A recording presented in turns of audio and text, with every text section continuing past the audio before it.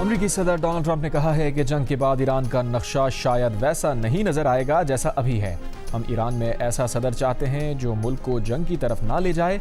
روس کی جانب سے ایران کی مدد کے کوئی شواہد نہیں ملے۔ امریکہ ایران کے ساتھ کسی سمجھوتے یا سیٹلمنٹ کی تلاش میں نہیں چاہتا کہ کرد فورسز ایران میں داخل ہوں۔ اسکول پر حملہ ایران نے کیا تھا۔ تیل کی قیمتیں بہت تیزی سے نیچے آئیں گی۔ برطانوی وزیر اعظم کو بھی تانا، بولے برطانیہ اب مشرق وسطیٰ میں 2 طیارہ بردار جہاز بھیجنے پر غور کر رہا ہے، مگر اب ہمیں برطانیہ کی ضرورت نہیں، لیکن ہم یہ بات یاد رکھیں گے، ہمیں ایسے لوگوں کی ضرورت نہیں جو جنگ جیتنے کے بعد شامل ہوں۔ کویت میں ڈرون حملے میں ہلاک 6 امریکی فوجیوں کی میتیں ڈیلاویئر پہنچا دی گئیں۔ تقریب میں امریکی صدر اور خاتون اول کی شرکت۔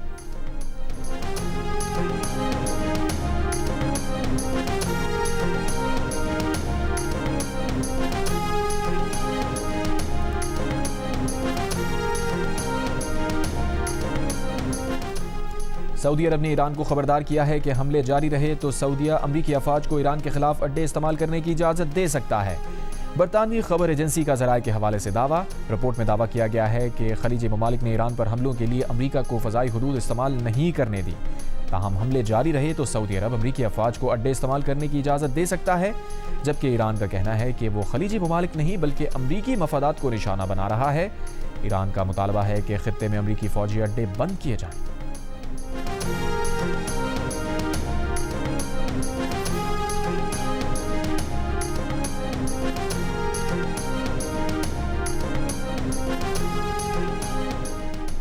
ایرانی وزیر خارجہ عباس عراقچی نے کہا ہے کہ سعودی ہم منصب سے مسلسل رابطے میں ہیں۔ سعودی حکام نے یقین دہانی کرائی کہ ایران کے خلاف اپنی سرزمین استعمال نہیں ہونے دیں گے۔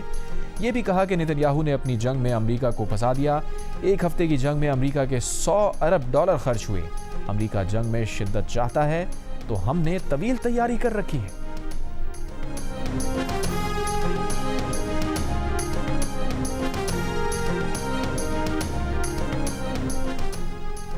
ایرانی پاسداران انقلاب کا 24 گھنٹوں کے دوران 200 امریکی فوجی ہلاک اور زخمی کرنے کا دعویٰ۔ کہا 21 امریکی بحرین میں نیول اڈے پر مارے گئے۔ امریکی تیل جہاز کو بھی نشانہ بنایا گیا۔ تہران ریفائنری پر حملے کے بعد حیفا ریفائنری کو نشانہ بنایا گیا۔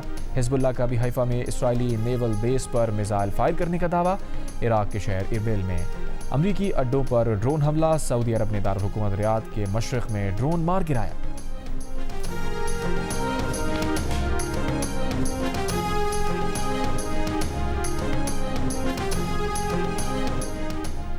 ایران پر اسرائیلی اور امریکی حملے 90 روز میں داخل۔ تہران کے قریب کرچ سمیت 3 علاقوں میں حملوں سے فیول ڈپو متاثر۔ تہران کے جنوب میں ریفائنری میں حملے کے بعد آگ لگ گئی۔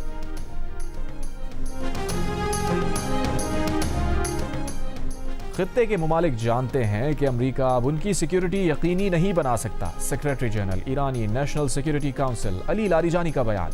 کہا امریکی اڈے دشمنوں کے لیے استعمال ہوں گے تو ایران کو دفاع کا حق حاصل ہے۔ امریکہ اپنے غلط اندازوں کے دلدل میں پھنس چکا ہے۔ ایران پر حملے کر کے ٹرمپ اپنے مقاصد حاصل کرنے میں ناکام رہے۔ خامیوں کے باوجود ایرانی قوم دشمنوں کے خلاف متحد ہے۔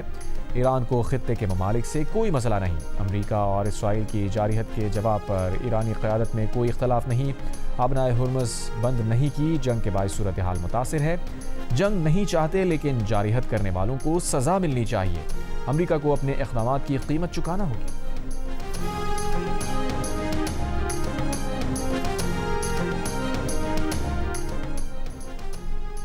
ایرانی پاسداران انقلاب کا دبئی مرینا میں امریکی فوجی مقام کو کامیابی سے نشانہ بنانے کا دعویٰ۔ اماراتی حکام کا کہنا ہے مرینا کے ایک ٹاور پر ڈرون کا ملبہ گرا ہے۔ واقعے میں کسی جانی نقصان کی اطلاع نہیں ملی۔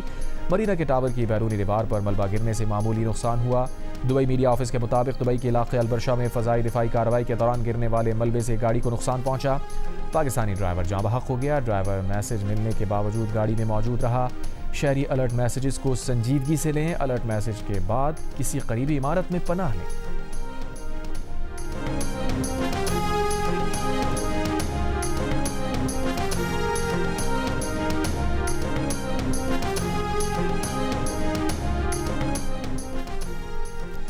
ایران کے صدر مسعود پزشکیان نے ملک کے اندر تنقید کے بعد اپنے بیان کی وضاحت کر دی۔ نئے بیان میں کہا ایران نے اپنے دوست ہمسایہ ممالک پر نہیں بلکہ خطے میں امریکی فوجی اڈوں اور تنصیبات پر حملے کیے۔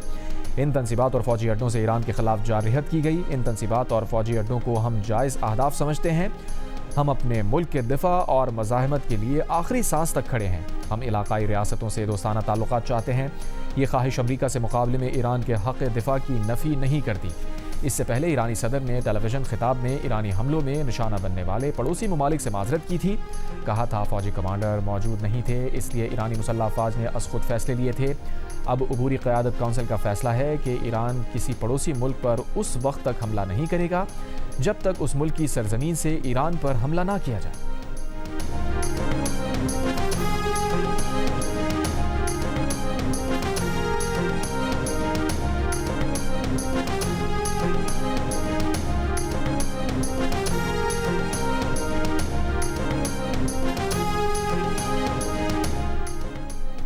اسرائیلی وزیر اعظم نیتن نے کہا ہے کہ پاسداران انقلاب کے جو اہلکار ہتھیار ڈال دیں گے انہیں نقصان نہیں پہنچایا جائے گا۔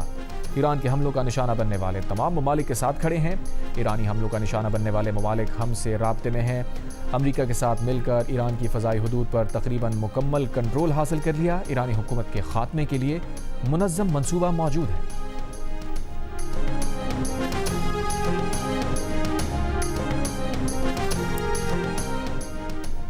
وزیر دفاع خواجہ آصف نے کہا ہے کہ بحران میں حکومت کا پیٹرول اور ڈیزل کی قیمت میں محدود اضافہ کرنا بہت محنت کا کام ہے۔ اس کے لیے پیشگی منصوبہ بندی، روابط اور انتظامات کی لمبی داستان ہے۔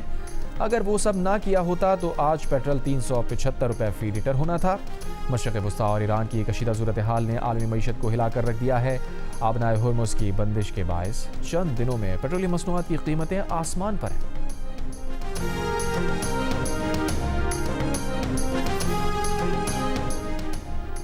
وزیر اعلیٰ خیبر پختونخوا سہیل آفریدی نے کہا ہے کہ پیٹرولیم مصنوعات کا سارا بوجھ عوام پر ڈالنا سراسر ناانصافی ہے۔ وفاقی حکومت شاہ خرچیاں کم کرے، سرکاری خرچے پر بیرونی دوروں پر پابندی لگائی ہے۔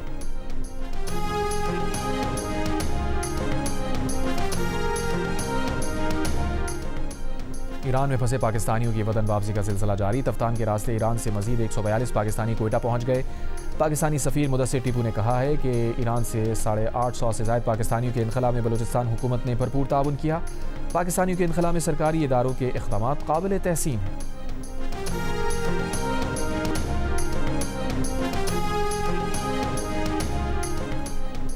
جنوبی وزیرستان لوئر کے وانا رستم بازار میں بارودی مواد کا دھماکہ، 2 پولیس اہلکار شہید، 5 پولیس افسران اور شہریوں سمیت 31 افراد زخمی۔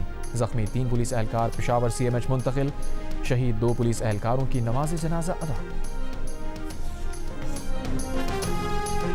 اور world cup hockey qualifiers final میں انگلینڈ نے پاکستان کو 4-1 سے شکست دے کر میچ جیت لیا۔ پاکستان کی جانب سے واحد گول رانا ولید نے دوسرے ہاف میں کیا۔ پاکستان ٹیم ورلڈ کپ کے لیے پہلے ہی کوالیفائی کر چکی۔